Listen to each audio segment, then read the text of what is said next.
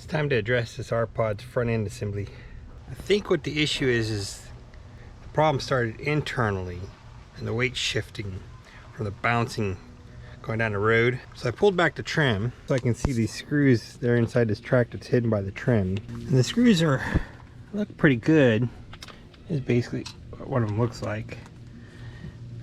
So I think if I got a little longer screws, I can bite into the wall a bit better, right? Get a little further into this wall.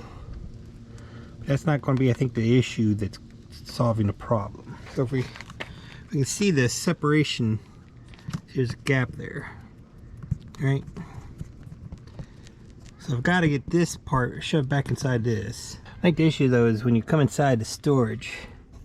So if you see it's separating over here, and you can see where there's some damage from where that screw is not embedded anymore and scraping. If we look at that beam, it's now slanted. There's a big spider. It's now slanted.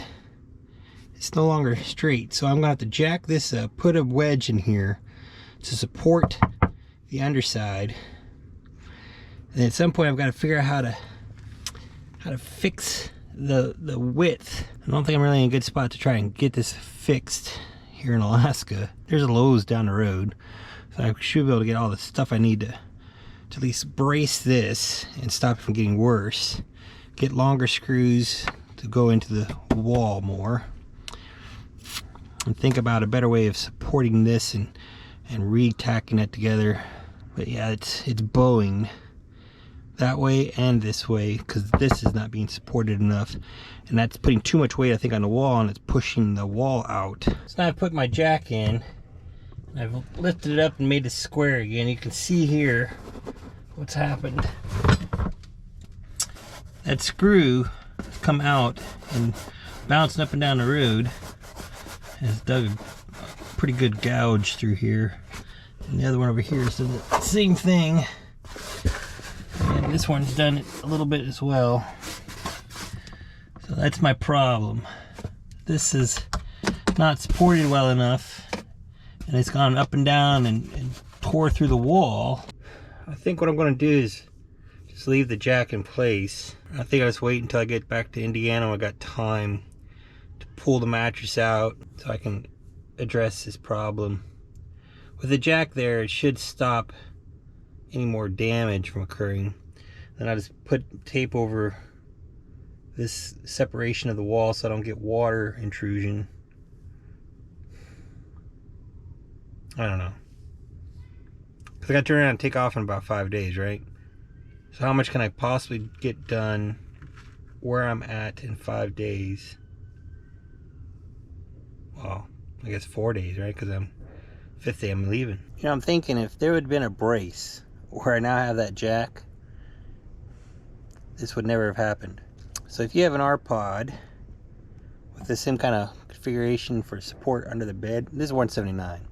If you have that some kind of support for whatever's back here, you might want to look into putting a brace up there by the wall, since it doesn't have any additional support. And that's such a long way out to have nothing support other than this curved wall. So I backed out some of these screws a little bit. I was able to get this portion that had popped out on this side, got it back inside the trim. But when I was trying to tighten up the screws, as expected, some of them don't tighten all the way into the wood no more, to spin. But it turns out I went ahead and pulled this screw out. Look at how much shorter that screw is compared to the one I pulled out the bottom. So I just need longer screws, at least this long, if not longer, to replace these shorter ones to get into that wood. I don't know, guys. There's gotta be a way to do this. Something better than what they've done, because this isn't working. Not enough support, so it pops out. Which is why this is a common theme with Rpod owners. I've had mine for 5 years. So, drag this thing all across the country multiple times. I popped it up down here as well. So I gotta pull the trim down here and then push this back in and mount it back up Same thing on the other side. The other side happened a couple of years ago, maybe. I just didn't realize what the problem was. But now it's gotten worse. I definitely know the problem now. And the Supreme, the frame support they used, is like that stripped wood, little pieces of wood type stuff. Doesn't have much structural support. And up here at the front, I'd also notice it's two pieces coming together. They didn't even use one whole piece.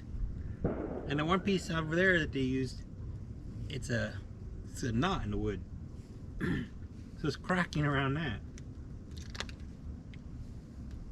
You know, I looked at this a couple of times and I thought it was kind of odd that they did that way. What did I know? Now I stared at it for a while, I know the problem. Should have trusted my gut. The support wasn't going to be good enough. If I had strengthened it when I realized it was a problem, just put a little more brain power to it, I wouldn't be having this issue now. So I've got some long screws and some short screws, and I'm replacing them with these. So I think they should help out significantly. These are slightly larger diameter and longer. Definitely longer than those.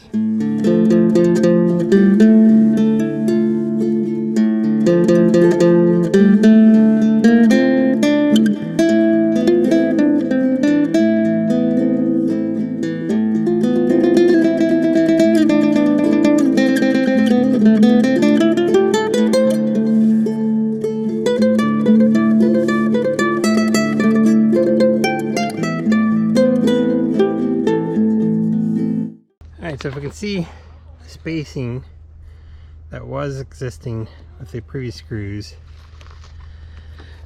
right? So I maintained it, but now down here where the damage was, I've doubled up on spacing.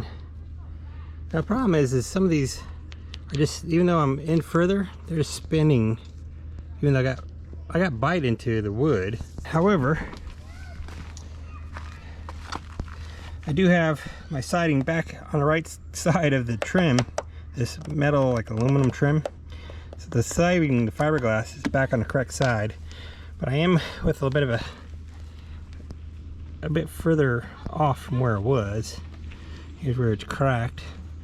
So it's just on the verge of being back inside the trim like it's supposed to be.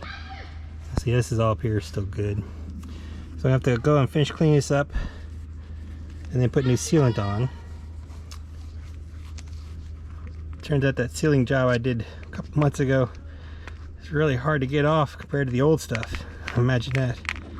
So I have to do some more cleaning on the old sealant and then reseal it. And that should be good. Now underneath the bed, this has been jacked up with my truck jack to make it level again.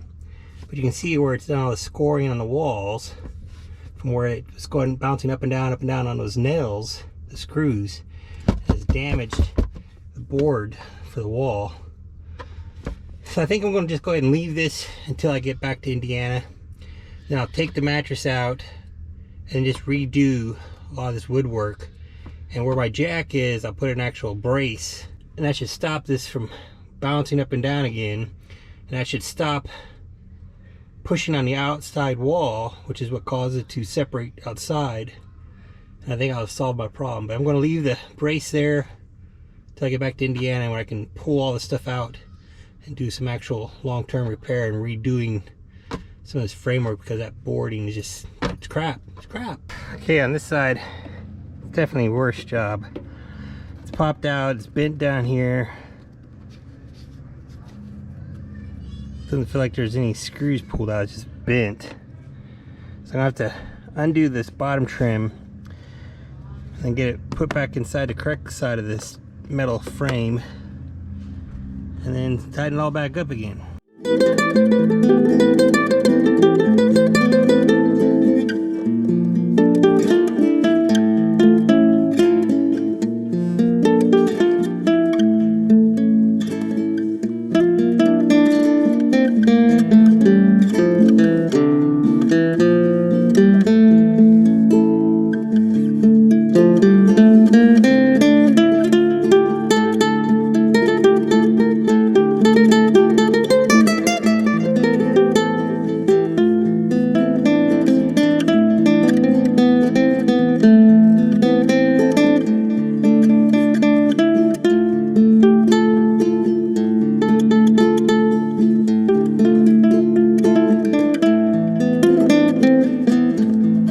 Alright, so I've got it back on the correct side of the trim, but the trim is cut right about here. So this part here, there's nothing on the underside for me to screw into to try and get that higher up. But it's back together. I do have a bit of a problem here. My weather protecting is kind of falling apart, exposing the wood, and the wood's getting wet. So I come up with a better way to seal the underneath side so I don't get water sprayed up in here when I'm driving down the road. And looking at the underneath of this stuff, I gotta take this part off and fully expose, and then get the barrier protectant wrap to go up underneath here, and then remount this diamond deck back to completely seal this underneath side. It's the only way to do that, and that's a lot of work to do for a couple of days that I've got to be taken off again. So I have to postpone that till Indiana to take the diamond deck off and then put new weather barrier wrap through here somehow.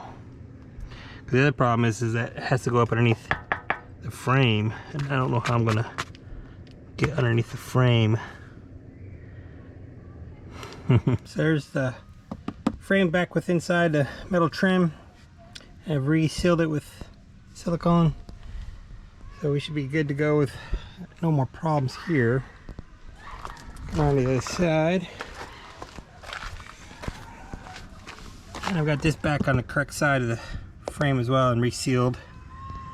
And with that jack holding up the bed area, I think I'm fixed until I can get to the bed, pull out everything out from underneath the mattress, get access to that framework and redo the framework. Now, the other problem though is I'm still getting some leakage on that stupid antenna I've replaced. Someone suggested that maybe the awning is causing some cracking in the sealant up there, and it's actually sliding underneath the side of the wall or the roof and then drain to that antenna location. So it's not the actual antenna that may not, the actual antenna may not be the source of the leak. It might be something else. Water gets everywhere you don't want it. It's a persistent little bugger. Reluctantly, I'm getting really good at climbing on top of my truck to get on top of my RV. It turns out on the far side of the antenna, the base is triangle. That point, there was a part just on the very edge I didn't get lap sealant on. And so I think very little water was sleeping underneath that edge and then getting down to the hole.